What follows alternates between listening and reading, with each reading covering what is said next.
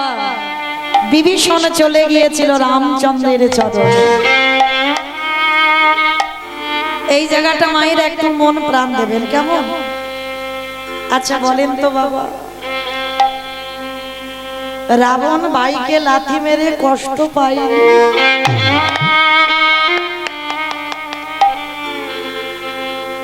এই জগৎ সংসারে আপনারা মনে রাখবেন বা এই জগৎ সংসারে ছেলে মেয়েরা অন্যায় করলে আধা ঘন্টা পরে বাবা মার কষ্ট হয় কি বাবা? কষ্ট হয় না? ছেলে মেয়েরা অন্যায় করেছো, বকেছো, মেরেছো, কিন্তু আধা ঘন্টা পরে কষ্ট পাচ্ছ। তাহলে যে বাবা মা মারে সেই বাবা মা আবার কষ্ট পায়, রাবণ মেরে কষ্ট পায়। ভাইকে লাথি মেরে সারা রাত ঘুমাতে পারেন, শুধু মনের ভিতরে একটা কথা, না জানি আমার ভাইটা কোথায়।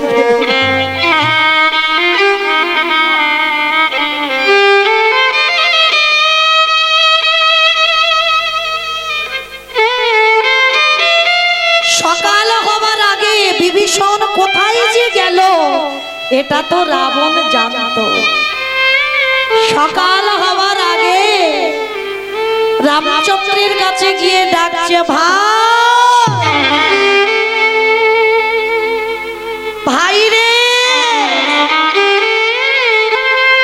যেই না ভাই বলে ডেকেছে লক্ষণ বেরিয়ে এসেছে, লজ্জা করে না?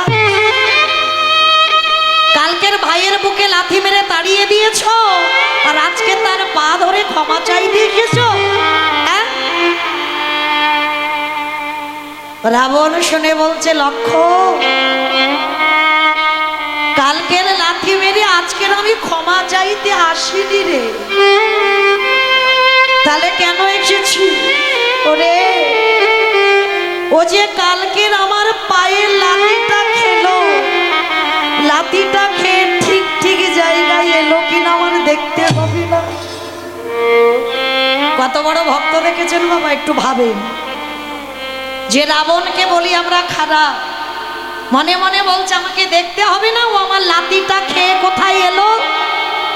রাম বলছে, রাবণ তুমি কিসের জন্য তোমার ভাইকে এইরকম লাথিটা মেরেছো?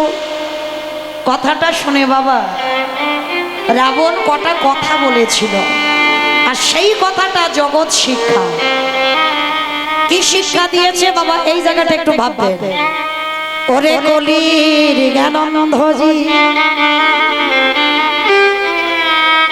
তোদের ওই একদিনই লাঠি ঝাঁটা খেতে হবে। কি মাইরা লাঠি ঝাঁটা খেতে হবে না?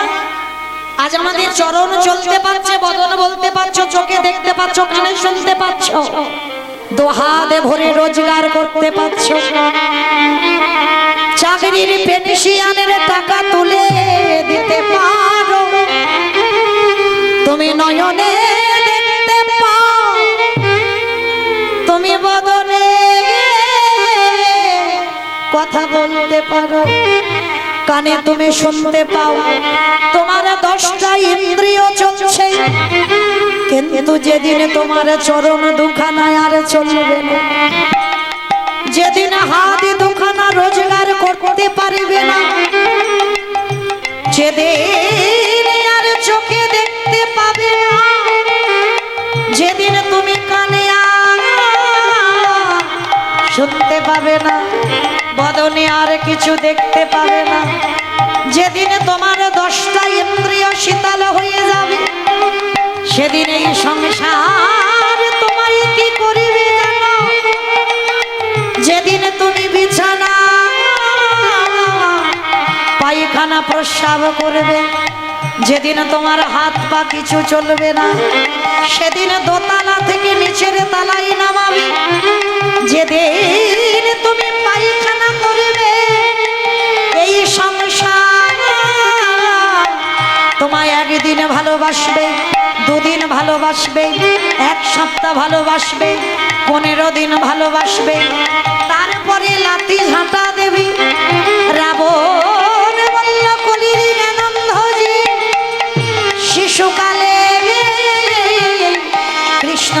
কৃষ্ণ পাবার আসে, যৌবন কালে কৃষ্ণ ভজি আসে বানায় আসে, বৃদ্ধ কালে কৃষ্ণ ভজি জমের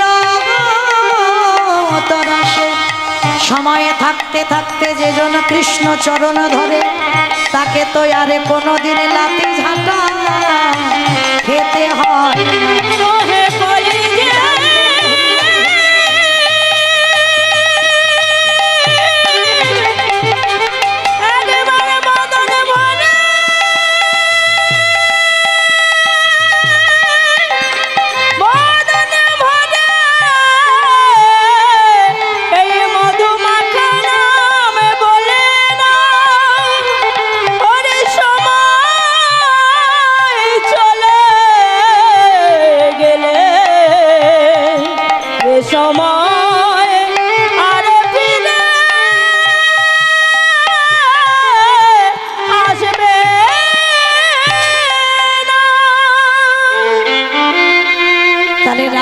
কত বড় ভক্ত ছিল দেখলেন বাবা। রামের কাছে বলল, রাম এ জন্মে তো আমারও হবে না, আবার যদি কোনোদিন আমার জন্ম হয় আমি যেন তোর চরণ পাই, আর আমার ভাই বিভীষণকে তুই যেন কোনোদিন চরণ ছাড়া করে দিস।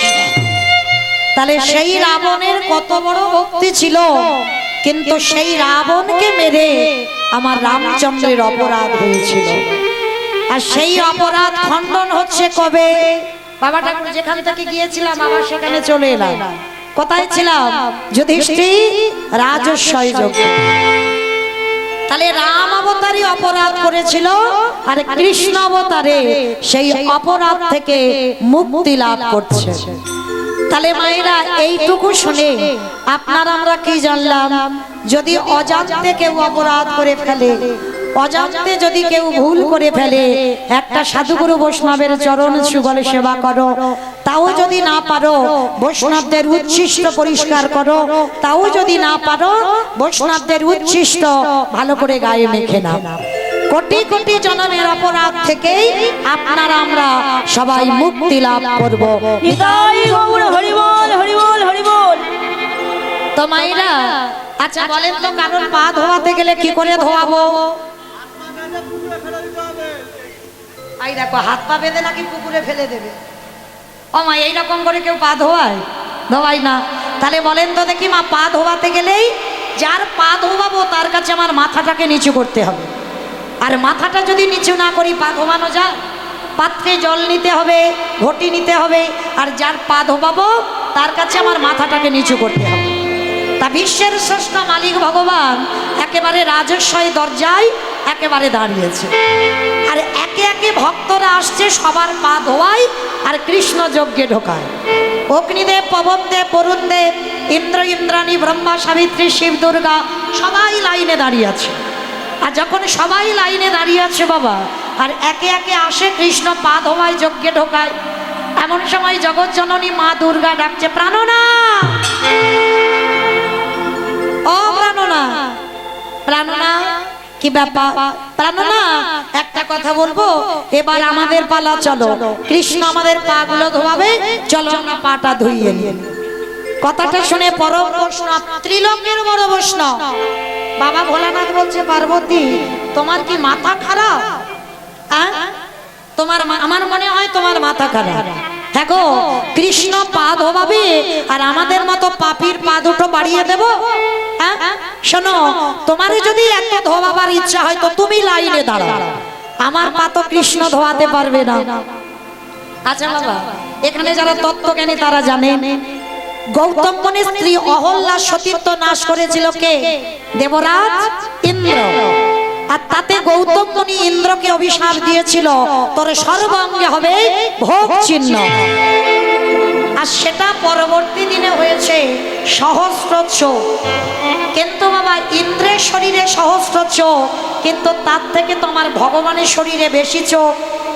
কি মাইরা, বেশি চোখ নয়? এই এতজন ভক্তের ভিতরে বাবা যারা দাঁড়িয়ে আছে, যারা বসে আছেন, আমি কীর্তনিয়া সম্প্রদায়, কে কীর্তন শুনছে, কে শুনছে না, আর কে বসে বসে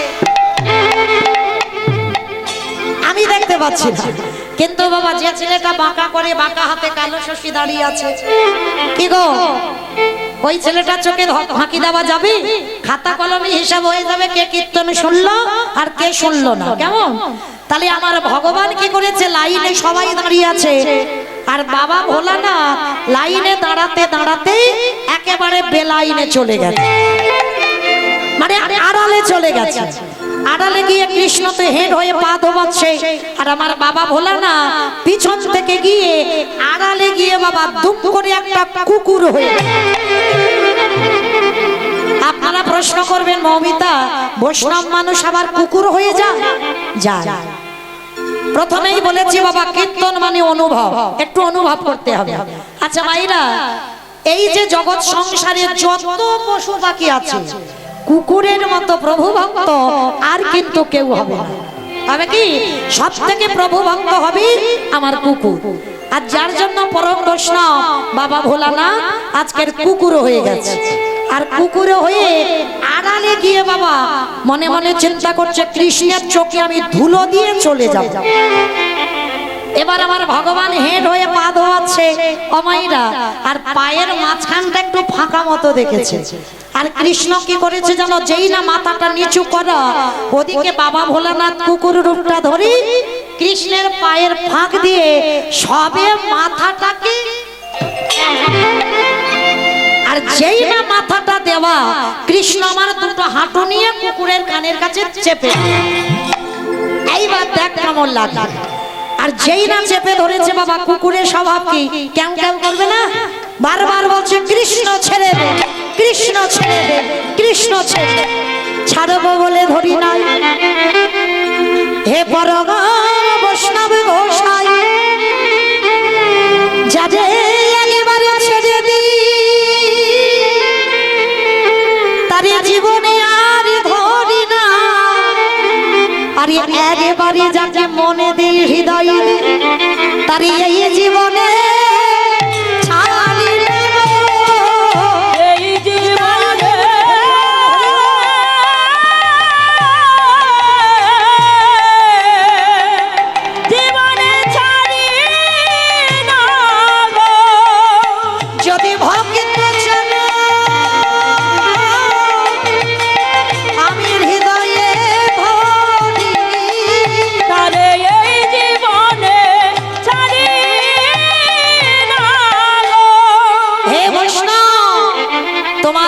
বৈষ্ণবের দুটো চরণ ধোয়ালে বোধহয় কম হতো, তাই তো কৃপা করে করুণা করে আরো এক্সট্রা দুটো জুড়ে দিয়েছো। বাবা আমার কথা বুঝতে পেরেছো? শিব ঠাকুরের কটা পা? কটা পা শিবের? কটা পা? কটা পা? দুটো। আর কুকুরের কটা পা? চারটে। তাহলে ভগবান কি বললেন, হে বৈষ্ণব তোমার মতো বৈষ্ণবের দুটো পা ধোয়ালে কম হতো, তাই তো কৃপা করে করুণা করে তুমি আমার জন্য আরো এক্সট্রা দুটো জুড়ে চারটে করেছো। বলি দাও দাও চরে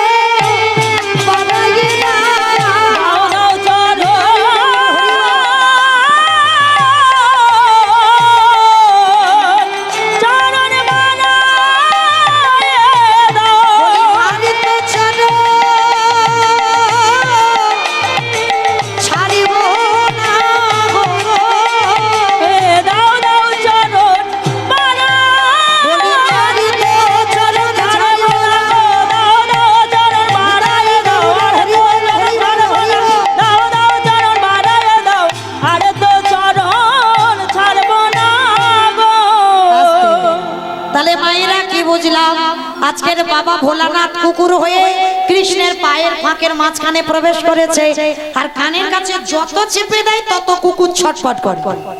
ভগবান মনে মনে ভাবলে এইবারে বেটার পায়ের ব্যবস্থা করতে হবে। বাবা ঠাকুর প্রত্যেকের পা ধুইয়েছে ঘটিতে করে জল দিয়ে, আর বৈষ্ণবের বেলা কি করেছে জানো, চারটে চরণ এক জায়গায় বেঁধে দিয়ে খালি বিলি নদী নালার জলে নয়, কৃষ্ণ দয়াময় আমার ওই পুকুরে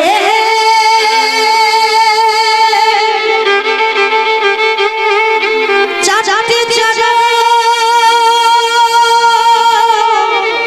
হৃদয়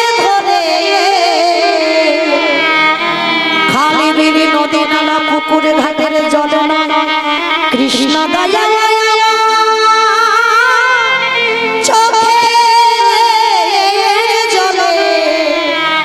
চোখের জলে চরণ ধোয়া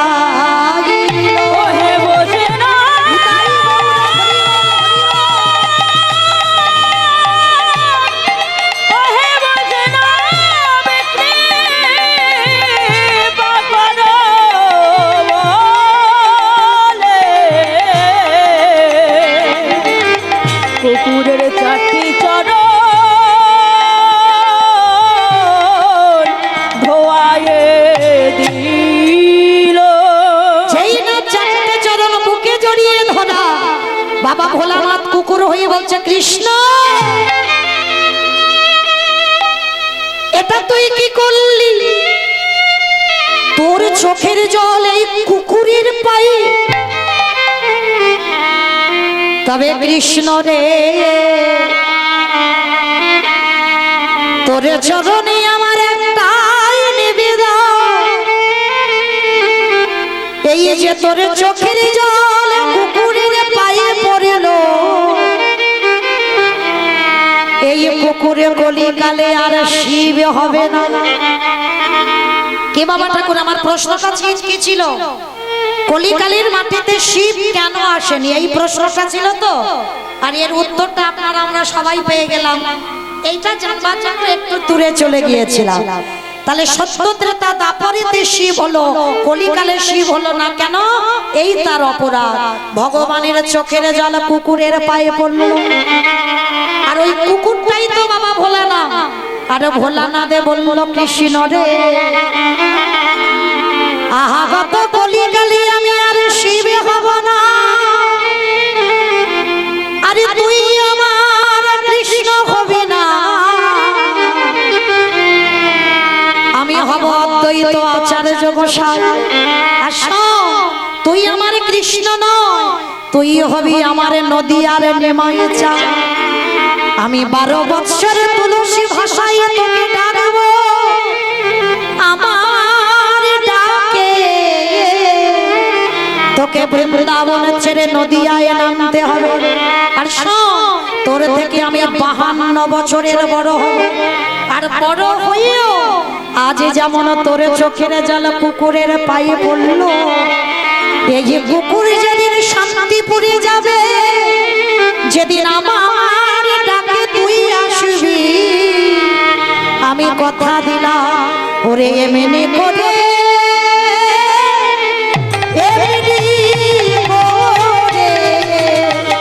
তোর চরণ যুগ ধোয়াইব।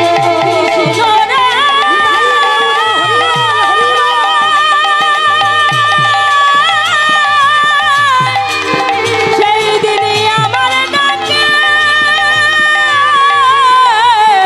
ধরে এমনি করে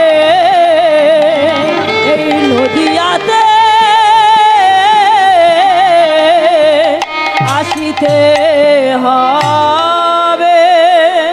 তাহলে বাবা ঠাকুর আপনারা আমরা সবাই বুঝলাম কি, যে অপরাধটা রাজস্বই যজ্ঞ করেছিল সেই অপরাধের জন্য বাবা ভোলানাথ কলিকালে আর শিব নয়। ভগবান বললেন আমি ভক্ত বড় ভালোবাসি, ভক্তই আমার প্রাণ, ভক্তই আমার জীবন, ভক্তই আমার মরণ, ভক্তই আমার সর্বস্ব।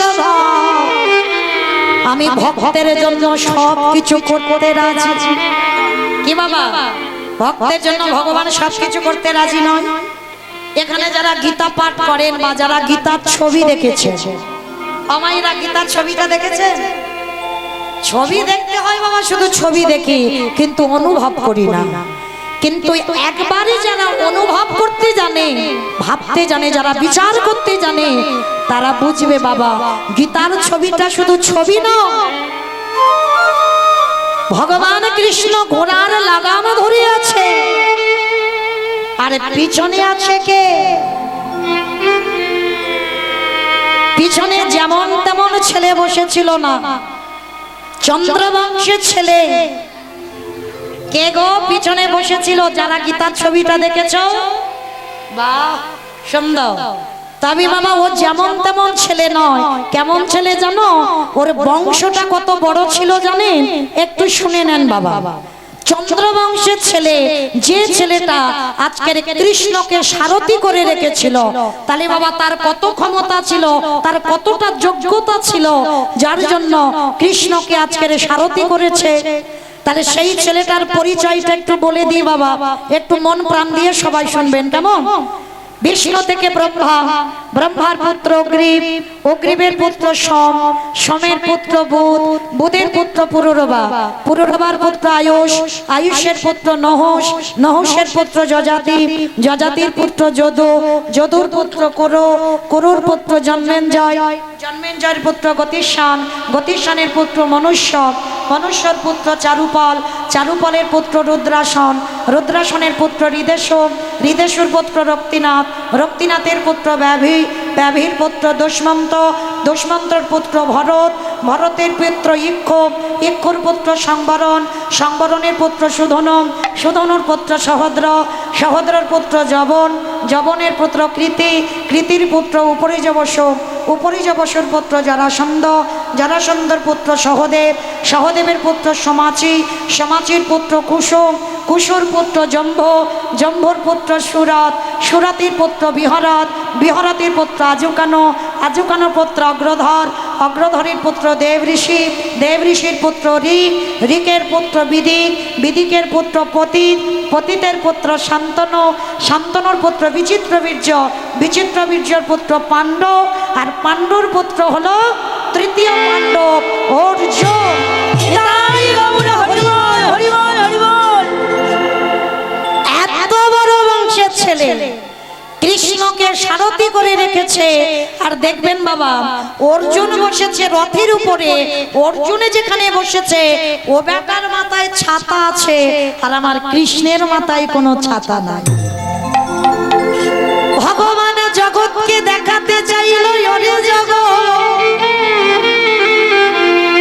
এই জগতে আমি কষ্ট পাবো, আমি দুঃখ পাবো, এই জগৎ সংসার মাঝে আমি ব্যথা পাবো, আমি বেদনা পাবো, কিন্তু আমার ভক্ত যেন ভালো থাকে। ভক্ত জানো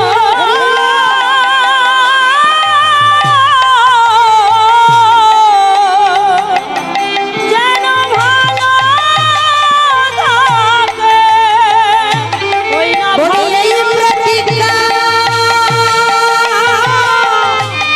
করে গেলাম, ভক্ত যেন ভালো থাকে। তাহলে ভগবান বললেন আমি বৃষ্টিতে ভিজবো, আমি রোদে পুড়বো, কিন্তু আমার ভক্ত যেন ভালো থাকে। কারণ আমার ভগবান বললেন আমার কথা খিলাপ হবে, কিন্তু আমার ভক্তের কথা যেন কোনোদিন খিলাপ না হয়। ভগবান বললেন আমি মিথ্যাবাদী হব, কিন্তু আমার ভক্ত যেন জীবনে মিথ্যাবাদী না হয়।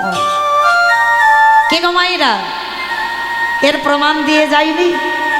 ভগবান কৃষ্ণ কুরুক্ষেত্রের মাঠে বলেছিল আমি অস্ত্র ধরবো না, প্রতিজ্ঞা করেছিল বাবা অস্ত্র ধরবে না কৃষ্ণ।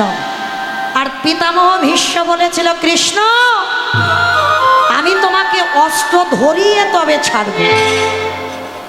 আচ্ছা বলো তোমার ভক্তের জয় না ভগবানের জয়? ভগবানের জয়, ভগবানের ভক্তে আজ পর্যন্ত জীবনে হয়নি আমার ভগবানের জয়। তাহলে ভীষ্ম প্রতিজ্ঞা করলো আমি তোমাকে অস্ত্র ধরাবো, আর কৃষ্ণ প্রতিজ্ঞা করলো আমি অস্ত্র ধরবো না। তো কুরুক্ষেত্রের মাঠে বাবা যুদ্ধ চলছে, চালাকি করে আমার ভীষ্ম এমন একটা বাণ ছেড়েছে না, ওই বাণটা যদি অর্জুনের বুকে লাগে অর্জুন আর বাঁচবে না। আর যখন বাণটা ছেড়েছে কৃষ্ণ ভয় পেয়ে গেল, সর্বনাশ, ওই বাণটাকে যদি আমি না আটকাই তাহলে তো অর্জুনের মৃত্যু হয়ে যাবে, তাহলে আমার হাতে অস্ত্র নেই, আমি কি নিয়ে লড়বো? ভগবান কি করেছে জানো? অস্ত্র শস্ত্র ছিল না, যে রথে ছিল রথ থেকে নেমে একটা রথের চাকা টেনে তুলে নিয়েছে। আর রথের চাকাটা খুলে নিয়ে একেবারে আমার ভীষ্মের সামনে গিয়ে ঢাল হয়ে যায়। যেই না দাঁড়িয়েছে ভীষ্ম হেসে বলল, কৃষ্ণ কি ব্যাপার, তুমি তো প্রতিজ্ঞা করেছিলে তুমি অস্ত্র ধরবে না, তাহলে কিসের জন্য আজকের অস্ত্র ব্যবহার করলে? অস্ত্র না পেয়ে রথের চাকাটা খুলে নিলে কেন? ভগবান নয়ন জলে ভেসে বলেছিল, ভীষ্ম এই জগতে সংসার আছে, আমি ভগবান কইগে, আমি ভগবান হই, আমি মিথ্যাবাদী হতে পারি, কিন্তু আমি যে বারে বারে বলেছি আমার থেকে আমার নাম বড়, নাম হতে আমার ভক্ত বড়, ভক্ত হতে ভক্তের পদ ধুলা বড়, তাহলে ভক্ত যদি আমার থেকে বড় হয় তাহলে ভক্ত কোনোদিনে যেন মিথ্যাবাদী না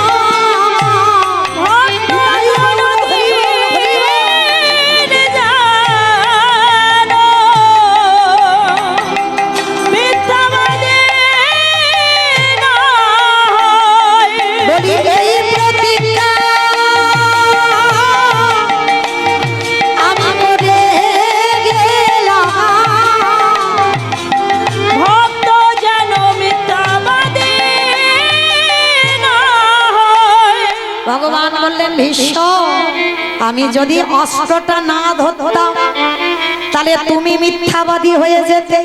আমি জগৎকে দেখাতে চাইলাম, ওরে জগৎ আমি মিথ্যাবাদী হব, আমার কথা খিলাফ হতে পারি, কিন্তু আমার ভক্ত যেন জীবনে মিথ্যাবাদী না হয়। যার জন্য আমি প্রতিজ্ঞা করেছিলাম অস্ত্র ধরবো না, কিন্তু ভীষ্ম তোমার জন্য আমাকে মাঠে দাঁড়িয়ে অস্ত্র না ব্যবহার করে রথের চাকাটা খুলে নিয়ে দাঁড়াতে। তাহলে দেখেছেন বাবা, এই হলো আমার ভগবান। আজকে সেই ভক্ত বাৎসল্য ভগবান আজকে বৃন্দাবন ত্যাগ করে নবদ্বীপের মাটিতে গৌর হরি হয়েছে। আর গৌর হরি হয়ে কি করছে জানো? কেহ বলে পুরাণেতে রাবণ বধিলা, আর কেহ বলে পুরাণেতে।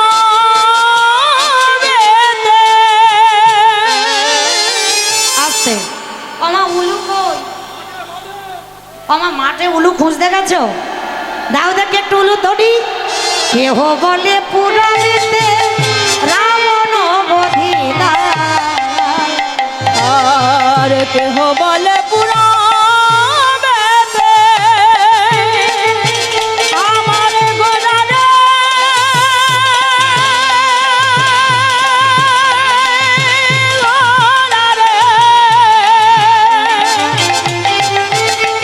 গোলারে, আমার গোলারে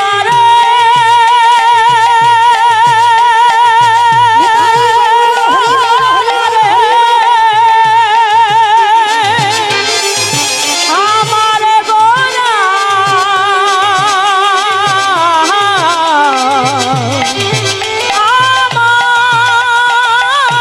আমার গোলারে কেহ বলে পুরাবেতে রাবণ বধিয়া। বলি গোলকে রে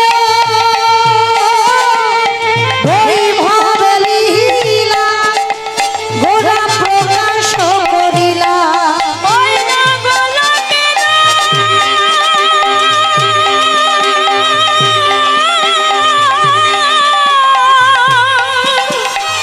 বৈভব লীলা প্রকাশ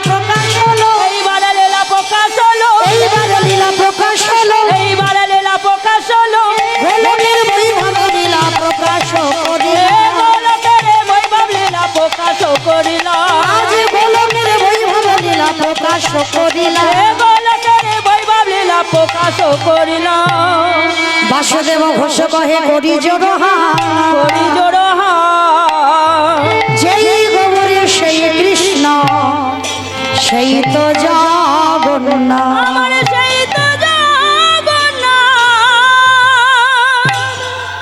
বাসুদেব ঘোষে কহে এইবারে লীলা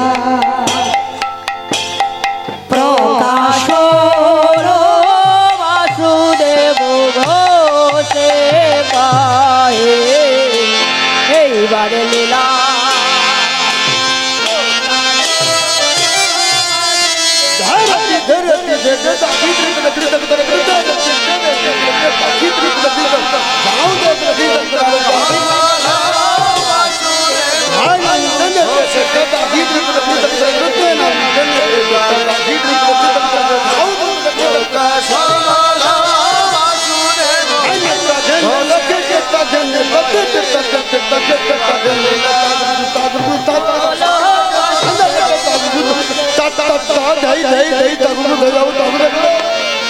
বাসুদেব ঘোষে কাহে এবার লীলা প্রকাশ হলো বাসুদেব ঘোষে